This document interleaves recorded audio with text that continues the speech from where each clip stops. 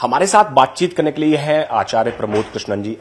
Sir, आप प्रियंका गांधी के बड़े करीबी रहे हैं। चर्चा चल रही थी कि राहुल गांधी और प्रियंका गांधी दोनों चुनाव लड़ सकते हैं, फिर फैसला हुआ कि राहुल गांधी अकेले लड़ेंगे, फिर लास्ट में फैसला हुआ कि अमेठी छोड़कर वो रायबरेली से चुनाव लड़ेंगे। कल उन्होंने नामांकन भी कर दिया है। देखिए, प्रियंका गांधी जी के साथ पार्टी में और परिवार में एक साजिश हुई है और उस साजिश का शिकार प्रियंका गांधी हुई हैं। जहां तक राहुल गांधी जी के अमेठी छोड़ने का विषय है, तो राहुल गांधी जी ने अमेठी छोड़ करके ये मैसेज दे दिया है कि वो अच्छे सेनापति नहीं है और उसका इम्पैक्ट कांग्रेस पार्टी के वर्कर पे, कांग्रेस के तमाम सपोर्टर्स पे इतना पड़ रहा है कि जो लोकसभा के कैंडिडेट हैं वो भी छोड़ छोड़ के भाग रहे हैं। और मुझे लगता है कि आखिरी राउंड के मतदान तक कांग्रेस के और बहुत कैंडिडेट चुनाव लड़ने से मना करेंगे, क्योंकि जब सेनापति युद्ध छोड़ देता है तो फिर सैनिक भी साथ छोड़ देते हैं। आपने कहा कि प्रियंका गांधी के खिलाफ एक साजिश हुई है, तो क्या साजिश है और कौन कौन लोग इसके पीछे हैं? प्रियंका गांधी को जब लॉन्च किया गया 2019 में, तो कांग्रेस पार्टी के अध्यक्ष राहुल गांधी थे। पहली बार ऐसा हुआ कि किसी जनरल सेक्रेटरी को, किसी महामंत्री को पूरा स्टेट नहीं दिया गया।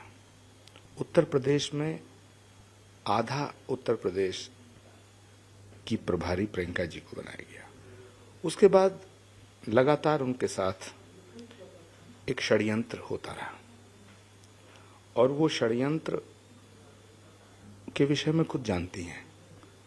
कांग्रेस की कमान उनको सौंप दी जाए, कांग्रेस का वाइस प्रेसिडेंट, कांग्रेस की वर्किंग प्रेसिडेंट उन्हें बनाया जाए, ये मांग उठी। कांग्रेस के कार्यकर्ताओं के मन में ये बात थी कि प्रियंका गांधी को कांग्रेस की कमान सौंपी जाए। लेकिन हुआ उल्टा। जब उन्हें कांग्रेस का महामंत्री दोबारा बनाया गया, तो मेरे ख्याल से देश की आजादी के बाद ये पहली बार हुआ कि किसी कांग्रेस के राष्ट्रीय महामंत्री के सामने ये लिखा गया, जब प्रेस रिलीज जारी हुई केसी वेणुगोपाल के हस्ताक्षरों से, कि Priyanka Gandhi general secretary without any portfolio. तो मुझे लगता है कि कांग्रेस में जो प्रियंका गांधी के सपोर्टर्स हैं, उन्हें ये बात समझ में आ गई है कि प्रियंका गांधी का जो अपमान हो रहा है वो राहुल गांधी जी का जो एक चौकड़ी है, उनका जो एक गैंग है, वो नहीं कर रहा है। उस गैंग के जो सरदार हैं वो खुद राहुल गांधी हैं। और 4 जून के बाद जो भीतर दिलों में ज्वालामुखी धधक रहा है वो फटेगा और आप देखेंगे कि कांग्रेस दो फाड़ हो जाएगी। कांग्रेस में एक और स्प्लिट होगा। एक कांग्रेस होगी राहुल जी की और एक कांग्रेस होगी प्रियंका जी की। तो आपका मतलब यह है कि जो साजिश प्रियंका गांधी के खिलाफ हुई उसमें सीधे सीधे राहुल गांधी का हाथ है?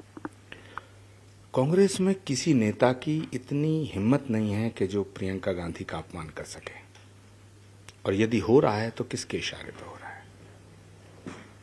इसे समझने के लिए किसी रॉकेट साइंस की जरूरत नहीं है। ये ऑब्वियस है और ये सब समझ रहे हैं कि प्रियंका गांधी को चुनाव क्यों नहीं लड़ाया गया, प्रियंका गांधी जी को राज्यसभा क्यों नहीं भेजा गया, प्रियंका गांधी को कांग्रेस की कमान क्यों नहीं सौंपी गई। ये सारे सवाल कांग्रेस के एक एक कार्यकर्ताओं के दिमाग में चल रहे हैं और इसका परिणाम 4 जून के बाद आएगा। इसके अलावा राहुल गांधी का जो बयान सामने आ रहा है, वो प्रधानमंत्री को लेकर आप शब्द बोल रहे हैं। द्वारिका के बारे में कहा कि मैं रायबरेली से लड़ रहा हूं, प्रधानमंत्री चुप हो गए हैं, कभी समुद्र के नीचे जाते हैं, नौटंकी कर रहे हैं। देखिए, राहुल गांधी जी हर बात पर मोदी जी को गालियां देते हैं।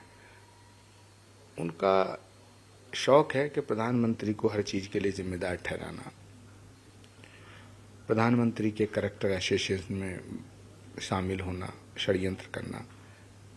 जहां तक अभी लेटेस्ट इस स्टेटमेंट का सवाल है, तो राहुल गांधी जी को, मुझे नहीं लगता कि राहुल गांधी जी को पता होगा कि द्वारिका कहाँ है।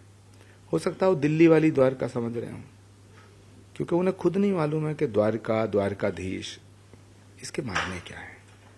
तो मुझे लगता है कि उनकी इस बयान पर कोई टिप्पणी करना कोई ज़्यादा उचित नहीं होगा। धन्यवाद हमसे बात करने के लिए। कैमरा पर्सन प्रहलाद के साथ पवन गौड़, पैकेट टीम, दिल्ली।